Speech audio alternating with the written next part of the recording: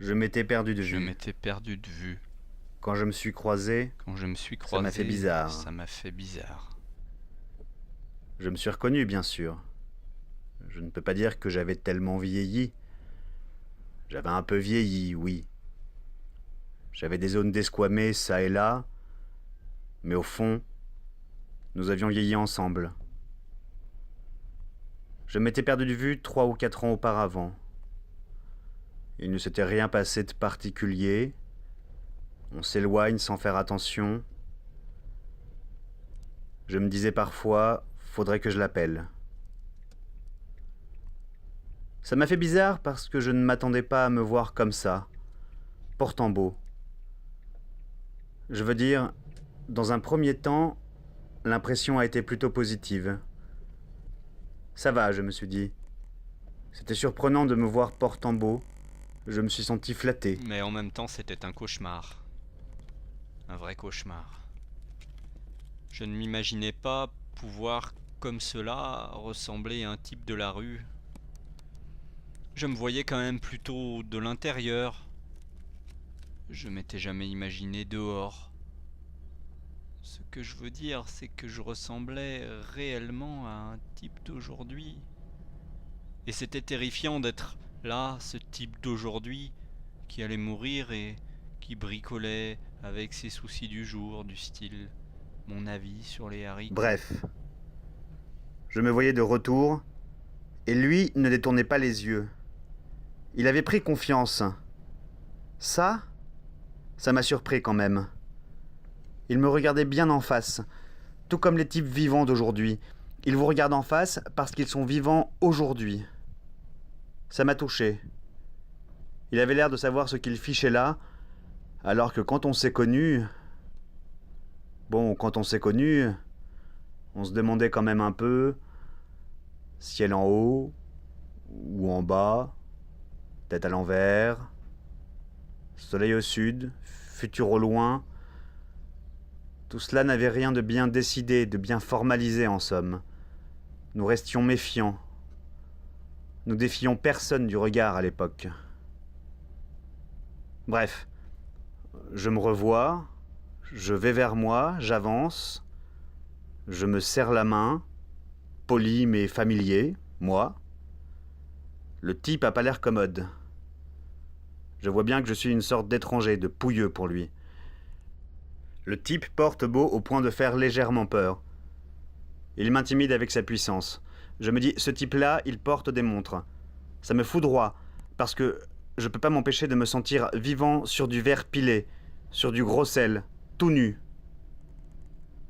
Bref, je sens qu'il sera difficile d'évoquer le bon vieux temps avec ces zigues, ce conquérant. Évoquer le bon vieux temps, c'est tout ce qui m'intéresse. Les marmites, les stylos, les mégastars américaines jetant la foudre aux cercles ébahis des lotissements d'Europe. Il s'attendait pas à me voir surgir derrière un arbre. Il a plus l'habitude. Je vois que c'était seulement pour faire plaisir à sa femme, mais il a plus l'habitude de se perdre en forêt. Il m'a vu sans plaisir tomber de l'arbre. Bref, je m'approche tout de même. Bref. Je lui serre la main. Parce que j'ai toujours un penchant comme ça, une tendance, un espoir, moi, d'être reconnu, de faire plaisir.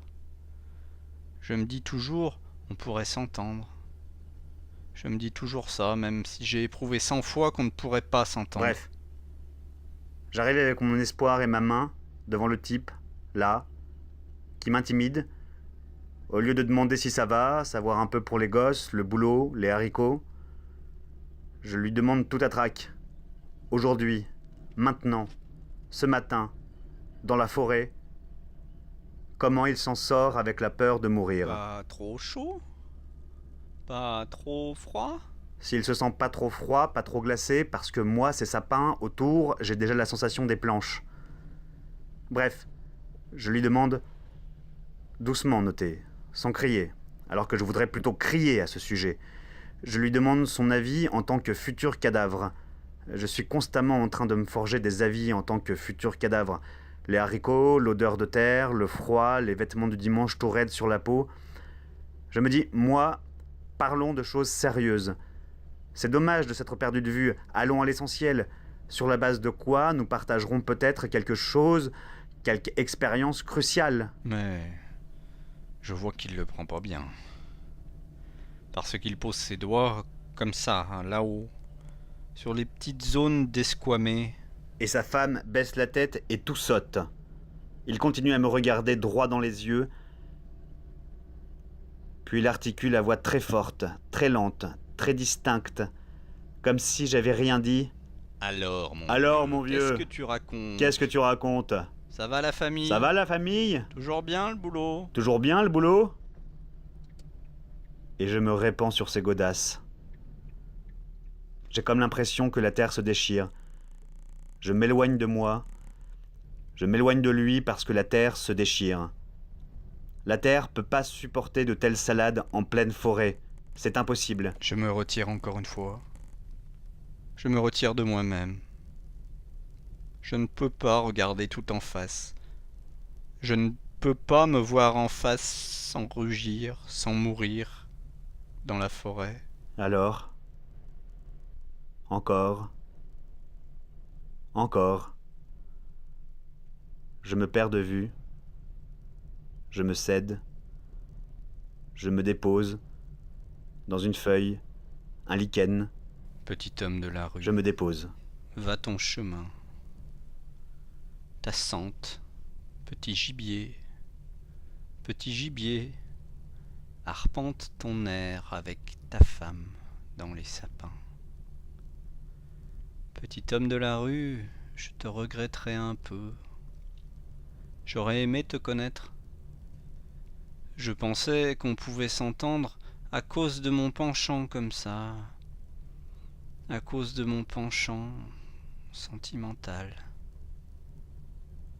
Je me divise, métamorphose, en salles minuscules tiques. Dans les forêts des contes, c'est reparti. Pour quelques années d'angoisse et d'enfance.